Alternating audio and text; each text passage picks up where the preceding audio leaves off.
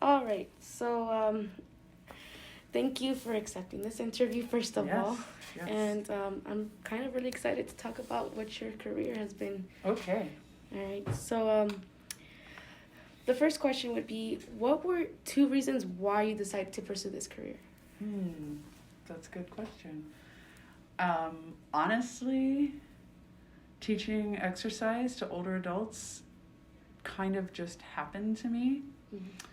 For undergraduate, I did psychology, and then I went into exercise science, and I had a good friend, my mentor. She's much older than me.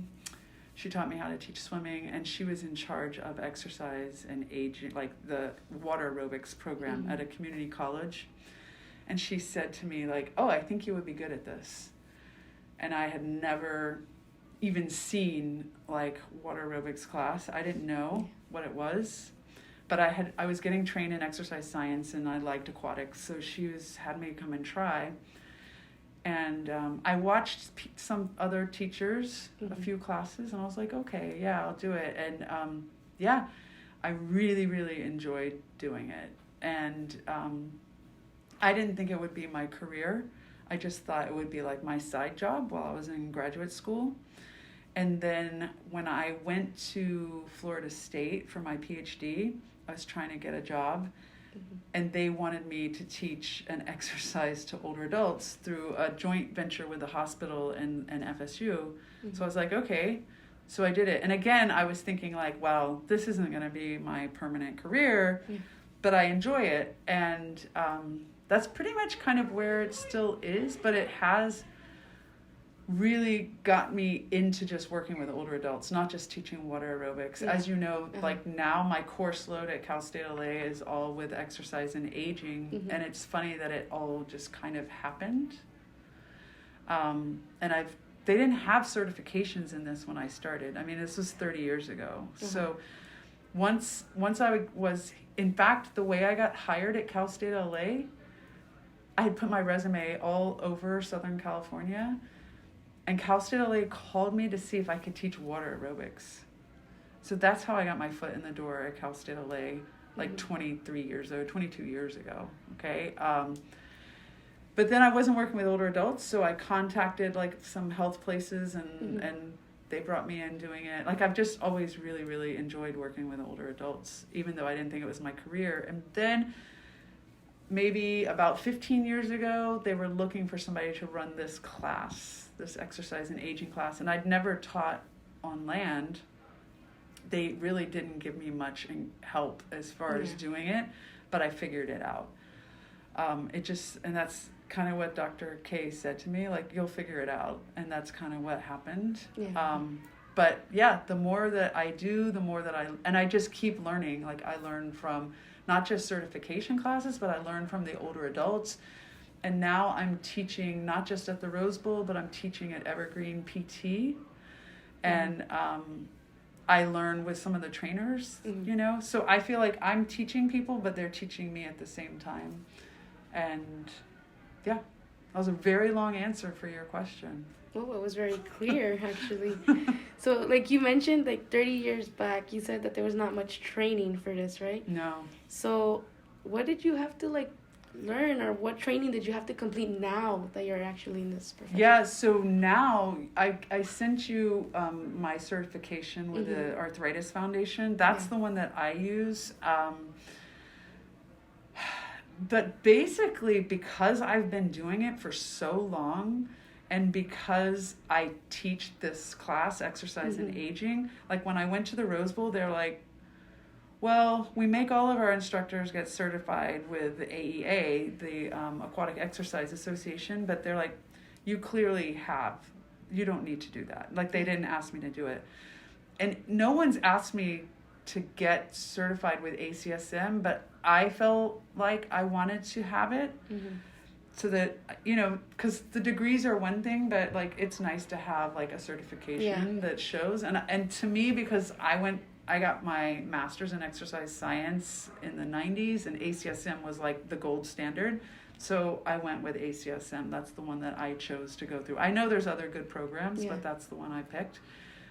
But yeah, I got the arthritis foundation because in order to teach specific arthritis classes, you have to have that certification. Okay, yeah. So it's kind of like the CPR. Like, it doesn't matter what you know, you still have to do this. Okay. And so I keep getting that one renewed. I just did it last year.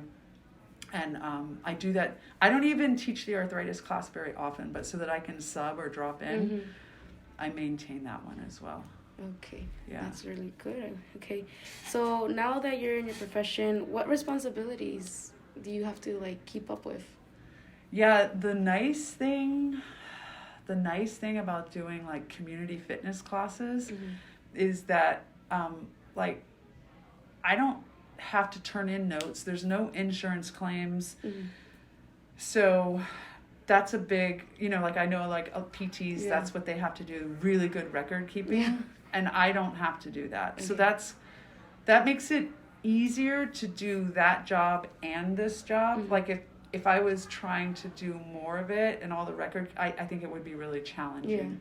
Yeah. So that's nice. The responsibilities for me that I hold to myself is just ensuring safety. Like, that's my number one responsibility. And then that I put on myself is that everyone leaves feeling better, like mentally better, not just physically better. But those are like responsibilities that I put on myself. I think to just teach exercise, people know that I do that, and that's how I get the jobs. That's why people like want me to come back. Yeah.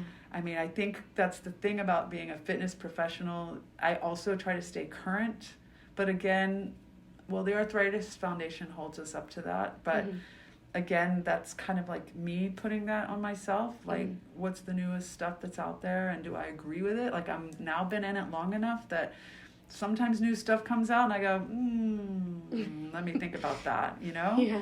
Like with videos or something like that. Like, I have my own opinion. Like, I've been doing it that long. Yeah. Obviously, when it starts coming out from scientific journals or something and I read about it, I do incorporate. But again, no one's asking me to do it. Like, I do it as like what I feel it's my responsibility of being a good professional. But no one's really holding me to that. Does that make sense? Yeah, it does. Yeah. All right. So, okay. What about communication skills? What kind of communication skills do you bring to your clients? Yeah. A lot. I think when you lead a group exercise class, it requires a high degree of communication skills. Because when I'm teaching at the Rose Bowl Aquatic Center and the pool is 25 yards and I'm going about 15 yards back, that's a big area, and I have 50 seniors splashing in the water, and I have to be like loud.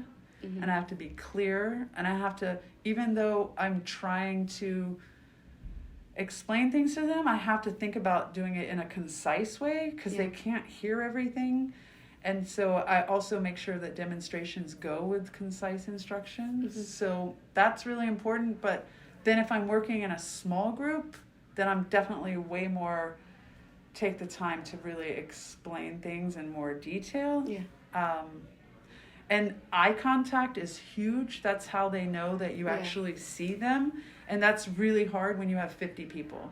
So I'm constantly, like, I literally stop my class and go, how's everybody doing? Give me 2 thumbs up if you're doing well. And I go down the rows and I make them give me, and they see that I see them. So I kind of, again, nobody's asking me to do that, but I know that it matters to the seniors.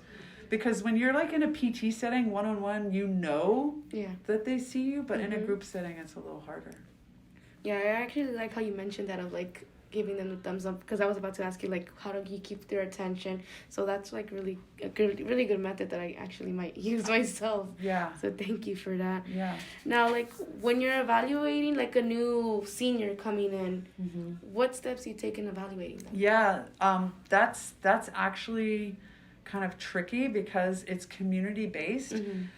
So there's like, for the Rose Bowl Aquatics, they do that filtering at the front desk. So if somebody says, well, but I can't do this, then, and we have a water fitness coordinator, and they'll ask them the questions of like, how much exercise are you doing? Because, I mean, the water's pretty forgiving. And so you can take a very wide range of people and put them in chest deep water